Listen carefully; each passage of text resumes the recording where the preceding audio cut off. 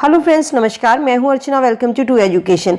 आज की क्लास में हम डिस्कस करेंगे जूनियर सुपरिटेंडेंट 2021 के लिए इंपॉर्टेंट क्वेश्चन, जो हमारा पॉलिटी का टॉपिक है, राष्ट्रीय प्रतीक, जिसमें से हर साल किसी न किसी एग्जाम में क्वेश्चन 1-2 नंबर के क्वेश्चन जरूर पूछे जाते हैं। और आपका जो जीके का जो 50 नंबर का पेपर है जूनियर सुपरिटेंडेंट 21 का, उसमें भी इससे क्वेश्चन पूछे जाएंगे। तो ये क्वेश्चन आप सभी के लिए इंपॉर्टेंट है, चाहे आप किसी भी सब्जेक्ट से आवेदन कर रहे हैं। तो चलिए फटाफट क्लास को शुरू करते हैं। जितने भी क्वेश्चन है सभी सिलेक्टेड और इंपॉर्टेंट क्वेश्चंस हैं। तो फटाफट से क्लास को लाइक और शेयर कर दीजिए फ्रेंड के साथ में, और क्वेश्चंस को साथ साथ जहां भी इंपॉर्टेंट होगा उन फैक्ट्स को हम डिस्कस करते चलेंगे, आप साथ साथ उनको नोट डाउन करते चलिए। चलिए देखते हैं फर्स्ट क्वेश्चन क्या कहता है। किस वर्ष में जन गण मन को भारत के राष्ट्रीय गान के रूप में अपनाया गया है? जन मन गण को भारत के राष्ट्रीय गान के रूप में कब अपनाया गया था? ऑप्शन 4 है आपके सामने। सही ऑप्शन होता है हमारा यहाँ पर ऑप्शन सी, 1950। संविधान सभा ने 24 जनवरी 1950 को जन मन गण को राष्ट्रगान के रूप में अपनाया था। और साथ ही साथ एक क्वेश्चन और पूछा जाता है कि राष्ट्रीय गान को गाने में कितना समय लगा? तो राष्ट्रीय गान को गाने में समय लगा था 52 सेकंड का। ठीक है, 52 सेकंड का इसको समय लगा था। और जब इसको अपनाया गया था 24 जनवरी 1950 को राष्ट्रगान को अपनाया गया था। ठीक है, चलिए नेक्स्ट क्वेश्चन देखते हैं। क्वेश्चन नंबर 2, संपूर्ण राष्ट्रगान का वादन गायन काल कितना है? ऑप्शन हमारा सही होता है 52 सेकेंड। ठीक है, चलिए next question. Question number 3, Bharat शासन द्वारा राजकीय चिन्ह स्टेट एम्बल कब से अंगीकृत किया गया था? राजकीय चिन्ह जो था उसको कब स्वीकार किया गया, कब इसको अंगीकृत किया गया था? ऑप्शन हमारा सही होता है यहाँ पर 26 जनवरी 1950। 26 जनवरी 1950 option D is the right answer. Bharat सरकार द्वारा राजकीय चिन्ह को 26 जनवरी 1950 को अंगीकृत किया गया था। राजकीय चिन्ह हमारा क्या है? सारनाथ में। सारनाथ कहाँ पर स्थित है? वाराणसी।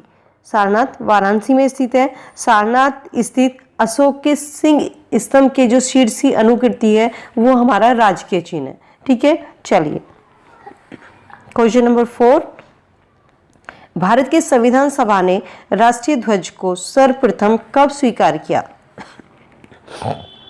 राष्ट्रीय ध्वज को सर्वप्रथम कब स्वीकार किया गया था? ऑप्शन हमारा सही होता है ऑप्शन ए, 22 जुलाई 1947 को।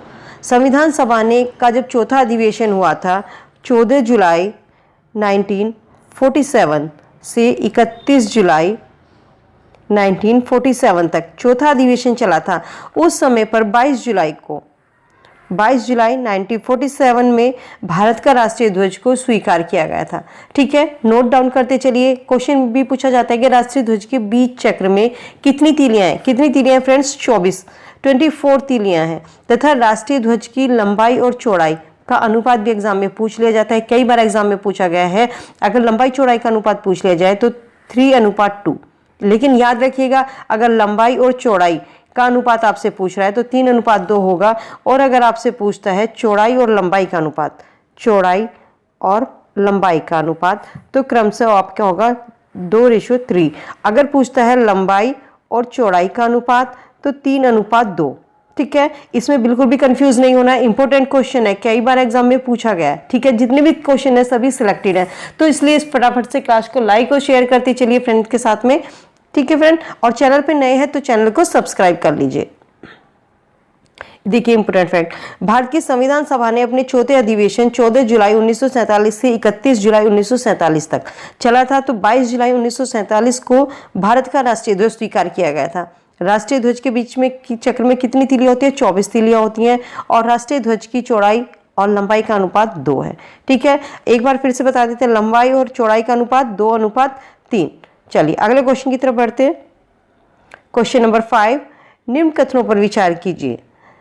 ऑप्शन 1, भारत की संविधान सभा ने राष्ट्रीय ध्वज का प्रारूप कब अपनाया था? 22 जुलाई 1947 को अपनाया था।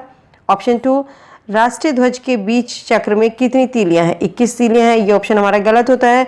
राष्ट्रीय ध्वज की चौड़ाई और लंबाई का अनुपात कितना है? 3:4 है। ये भी ऑप्शन हमारा गलत होता है।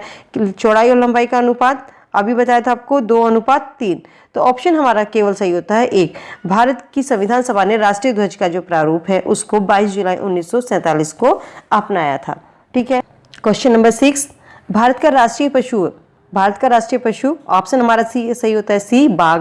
क्वेश्चन आपको देखने में इजी लग रहे होंगे, लेकिन कभी कभी जब आपसे पूछा जाता है इनका साइंटिफिक नाम, तो वहाँ थोड़ा सा क्वेश्चन जो है उसका लेवल थोड़ा सा बढ़ जाता है। तो राष्ट्रीय पशु बाघ है, इसका साइंटिफिक नाम है पैंथेरा टाइग्रिस। ठीक है, पैंथेरा टाइग्रिस, आप नोट कर लीजिएगा, पैंथेरा टाइग्रिस। ओके, चलिए अगला क्वेश्चन देखते हैं। क्वेश्चन नंबर 7, भारत का राष्ट्रीय पुष्प कौन सा है? राष्ट्रीय पुष्प है कमल। इसका साइंटिफिक नेम क्या है? नेलम्बो न्यूसीफेरा। नेलम्बो न्यूसीफेरा। नोट डाउन करते चलिए, साथ साथ इनके साइंटिफिक नेम नोट डाउन कर लीजिएगा, इंपॉर्टेंट है, एग्जाम में कभी कभी इनके साइंटिफिक नेम पूछ लिए जाते हैं। ठीक है, चलिए नेक्स्ट क्वेश्चन है, भारत का राष्ट्रीय पक्षी, भारत का राष्ट्रीय पक्षी कौन है? ऑप्शन हमारा सही होता है सी, मोर।